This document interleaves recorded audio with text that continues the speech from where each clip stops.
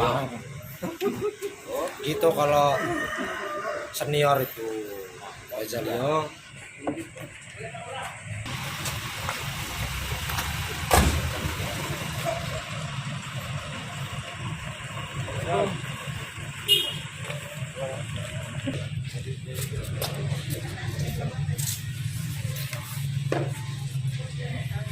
Assalamualaikum.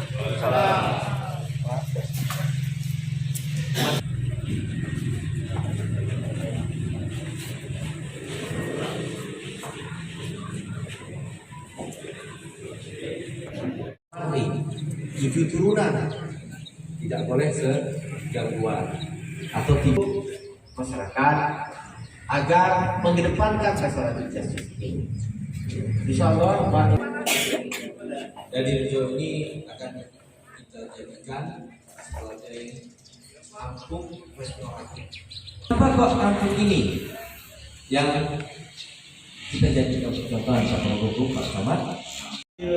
Penghentian penuntutan berdasarkan keadilan restoratif justice atau restoratif justice perkara atas nama tersangka Ilham Maryani bin Indonesia nomor 15 tahun 2020 tentang penghentian penuntutan berdasarkan keadilan restoratif dan surat edaran Jaksa Agung Muda Tindak Pidana Umum nomor 1 tanggal 10 Februari 2022 bahwa Kejaksaan Republik Indonesia sebagai lembaga pemerintahan yang melaksanakan kekuasaan negara di bidang penuntutan, mewujudkan kepastian hukum, ketertiban hukum, keadilan keagamaan, kesopanan dan kesusilaan, serta wajib menggali nilai-nilai kemanusiaan, hukum dan keadilan yang hidup dalam masyarakat.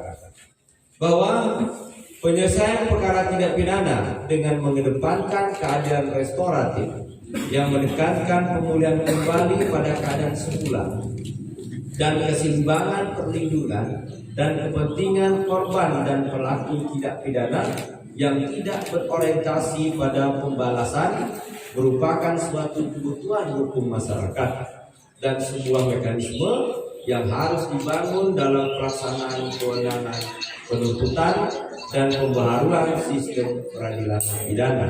Peradilan cepat, sederhana dan biaya ringan, serta menetapkan dan merumuskan kebijakan penanganan perkara untuk keberhasilan penuntutan yang dilaksanakan secara independen demi keadilan berdasarkan hukum dan hati nurani. Kejaksaan Negeri Tenggamus telah melaksanakan penghentian penuntutan berdasarkan keadilan restoratif atau restoratif justice dengan identitas tersangka sebagai berikut.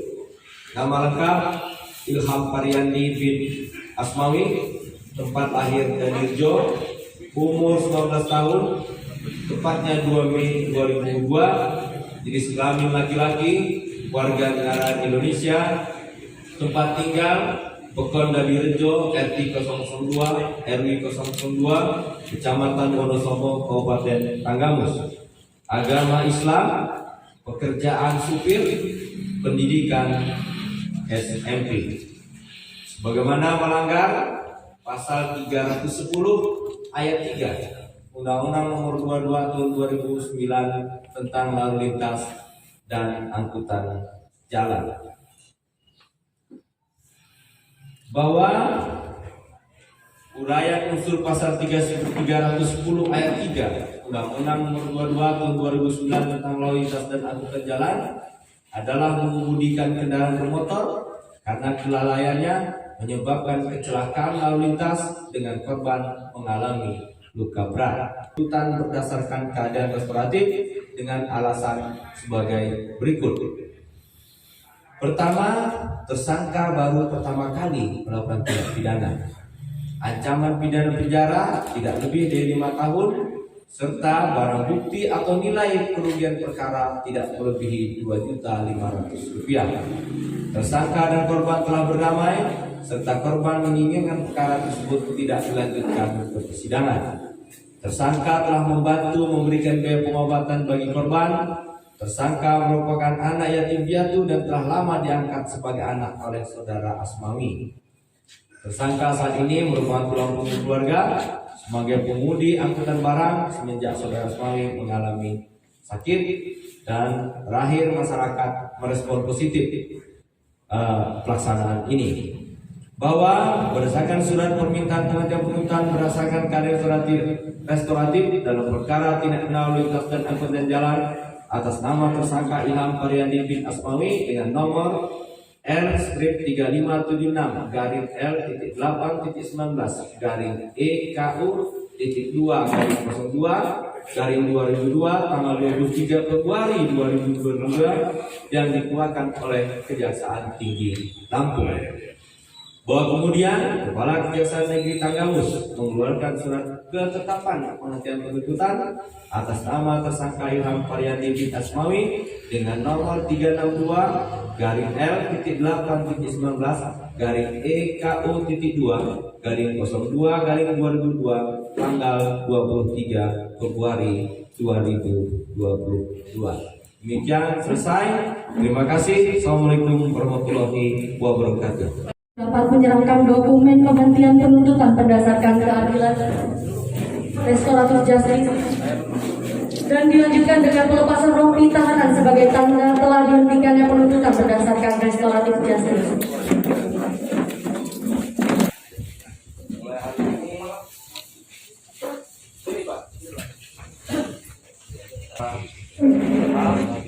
Disaksikan oleh berbagai komponen masyarakat dan perwakilan dari aparat pemerintah, baik pemerintah ekonomi maupun aparat penegak hukum lainnya, dan Kepala Pekon dari Rio, Kecamatan Wonosobo, Kabupaten Tanggamus. Dengan ini pada hari Jumat tanggal 11 Maret 2022 saya serahkan surat ketetapan penghentian penuntutan terhadap saudara atas sangkaan sebagaimana yang telah kami sampaikan tadi, dan kiranya dengan ketetapan ini maka saudara telah bisa kembali kepada masyarakat dan bisa hidup normal di tengah-tengah masyarakat. Dan mohon diterima saudara. Tahan Pak. Ya.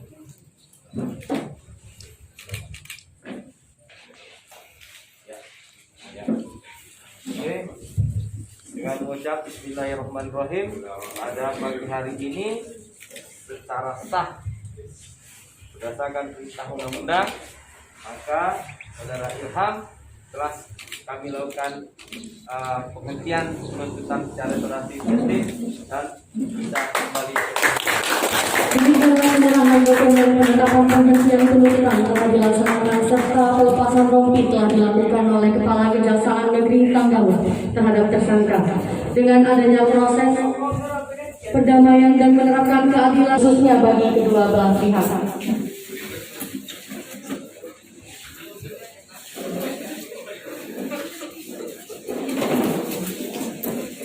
Baik, terima kasih. Bismillahirrahmanirrahim. Assalamualaikum warahmatullahi wabarakatuh. Selamat pagi, salam sejahtera untuk kita semua. Salam. Yang saya hormati Bapak Kabak Hukum Pak Arif, terima kasih hadirnya Pak Arif. Tersangka yang pada kesempatan pagi hari ini kita telah lakukan penghentian dengan restoratif justice atau penghentian penuntutan secara di luar pengadilan dengan restoratif justice. Baik Bapak Ibu sekalian, sebelumnya mungkin Bapak Ibu sekalian bertanya-tanya, Pak, sebelum saya menyampaikan penyampaian hasil penghentian penuntutan ini, Pak Kepala Pekon, mungkin Bapak Ibu sekalian ingin bertanya, Pak, sebenarnya apa sih restoratif justice ini? Jadi Bapak Ibu sekalian, restoratif justice ini merupakan suatu penghentian penuntutan.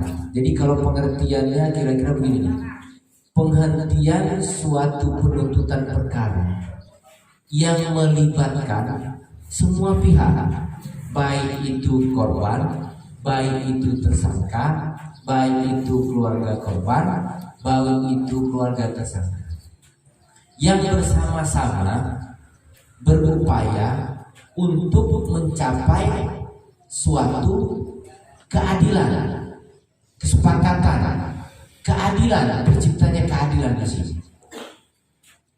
Tapi yang paling utamanya itu tujuannya itu adalah untuk pengembalian atau pemulihan suatu keadaan itu dalam keadaan semula. Jadi tidak ada permasalahan.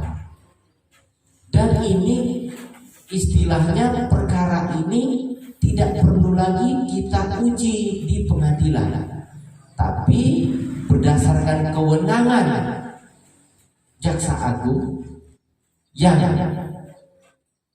disampaikan diberi kewenangan kepada Kejaksaan Tinggi, Kepala Kejaksaan Tinggi dan Kepala Kejaksaan Negeri untuk menghentikan penuntutan ini.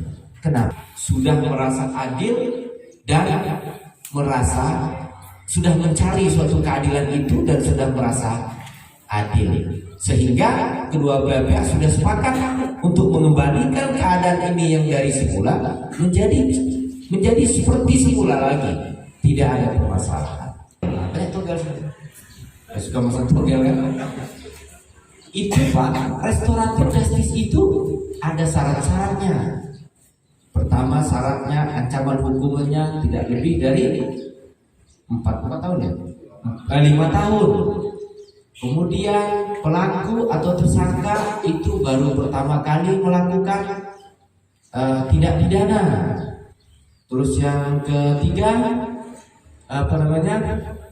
sudah ada kesepakatan kedua belah pihak untuk melakukan perdamaian yang tanpa ada tekanan atau intervensi dari pihak manapun juga. Nah, jadi ada syarat-syaratnya.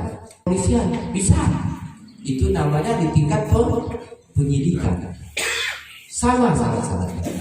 Tapi kalau tidak tercapai di tingkat penyidikan, maka di tingkat penuntutan di kejaksaan. Pak, apakah di pengadilan juga nanti? Bisa juga. Namanya di tingkat penuntutan, di proses pengadilan. Hakimnya akan melakukan restoratif justice. Yang tujuan utamanya adalah bahwa itu tadi, agar terciptanya suatu keadilan di luar pengadilan. Iya, iya. Udah kembali ke Ibu ya? Ya. Ya udah.